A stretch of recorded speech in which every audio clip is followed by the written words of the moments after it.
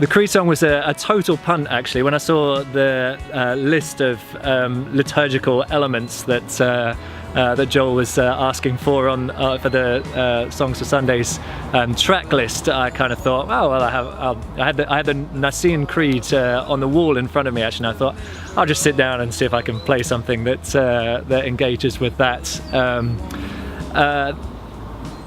My first idea was, actually the kind of the summary of the words came reasonably quick, but every aspect of that song has been refined through the Resound process, to the point where I'm even slightly embarrassed to call it my own song. My original draft of the verses, the rhythm of the melody was a lot more syncopated, so through the group it was we sort of straightened the melody out, made the pre-choruses a little bit more regular, and then the chorus itself with this song went through lots of different versions of the chorus. I started with a dropped chorus, a kind of quiet meditation, but the feedback was that we really wanted to kind of really proclaim and affirm our faith in the God who the Creed describes. So went through a whole bunch of different chorus versions, and in the end the version that we've gone with on the album was very much a collaborative effort, lots of people contributing to that.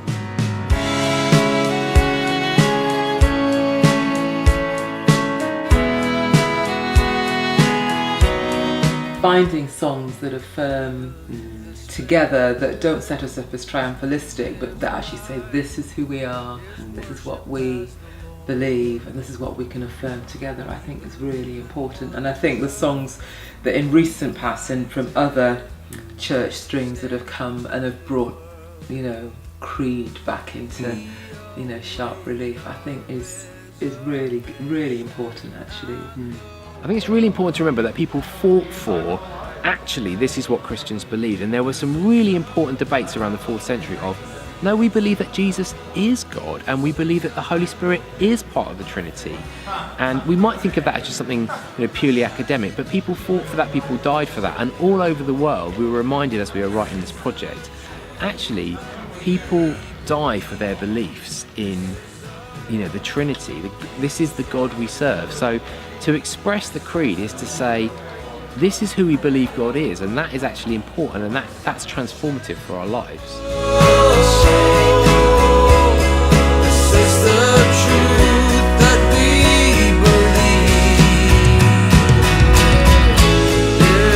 believe. My hope is that it's a really useful song, actually. It could go in all kinds of different points. You could even open a service with it as a kind of, starting off on this is what we all agreed together. It'd be a good thing to follow a sermon, again, just affirming the central truths of the faith, or even to be sent out of a service with our unshakable faith and an unshakable God, kind of on our hearts and on our lips. So because it's a version of the Creed, it obviously covers so much of the content of Christianity, so actually it would tie in thematically all over the place, I think. This is our God, unshakable. Okay, on the intro, doing this John Lennon type of riff again, just quite simple.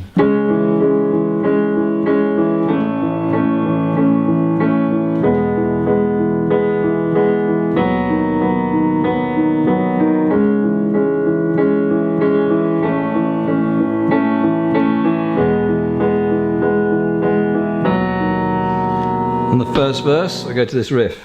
So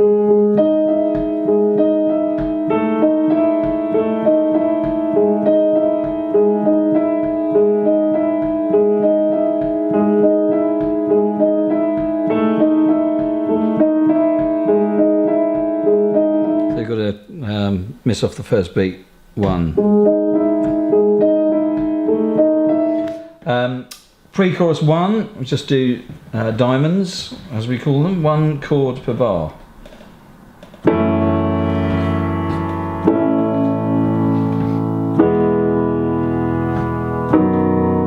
Some quite low, chunky voicings there. Second verse, the same, this riff here. Then when we get to the second pre-chorus, same sort of register but played crotchets.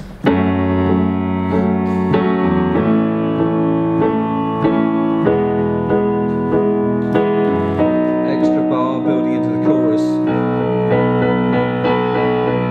And then the chorus, a similar thing, just carrying on with fours. You've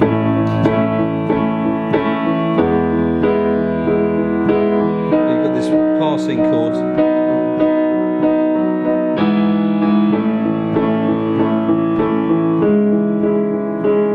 So that passing chord comes at a little funny place in the bar. 1, 2, 3 on the 3 and.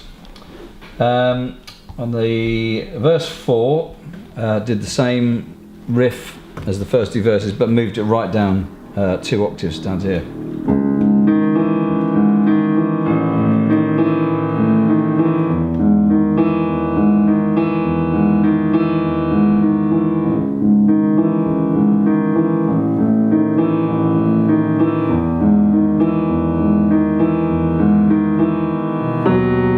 Into the pre-chorus, exactly the same as the first one. Next chorus, the same. Yeah, and then the last, so you've got 3 choruses at the end. Actually, the first one is the same as the previous chorus, just playing fours, that sort of rhythm. And then the last 2 choruses are move up.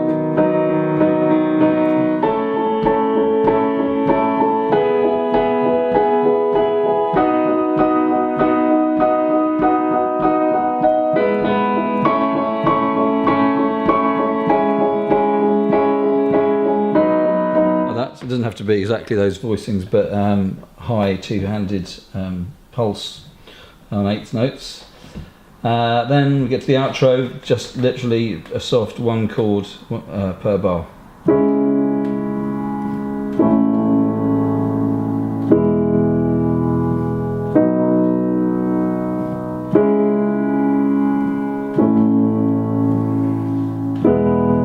And there it ends. Yeah, for We Believe it's in E, so we did a capo on 4, and so we can play C shapes. And it was fairly simple for the verse, sort of saving some rhythm for the chorus for later, which was like this.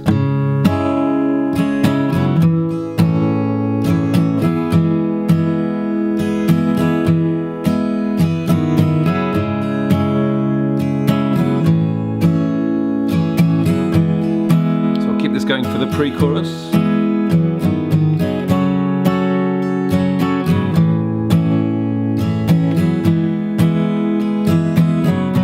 Opens up for the chorus.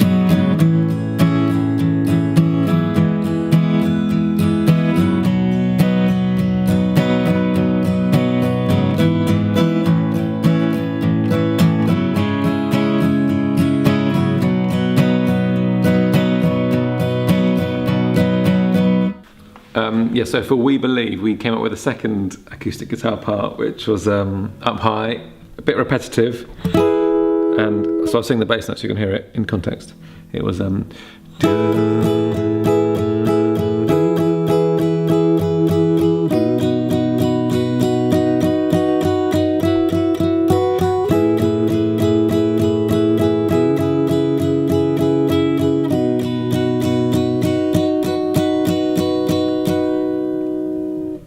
Okay, so the verse and the chorus are pretty much the same, it's just a change in how I hit the hi-hats. So this is the verse.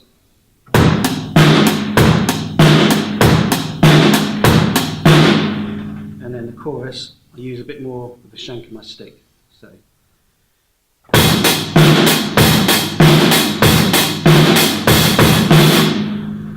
sometimes I throw in the odd 3 and 4 and on the bass drum. And then on the outro, I play the ride. It's again the same feel.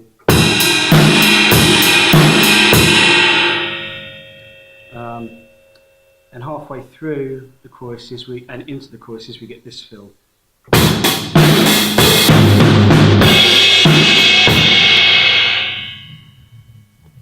The And then you did one extra special fill in between the two choruses. Can you remember it? Yeah.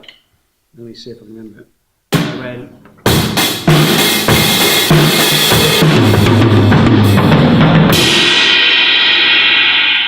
Something like that.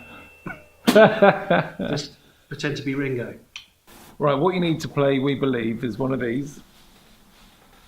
And it has to be orange. And then you just have to play quavers for the whole song. Like that.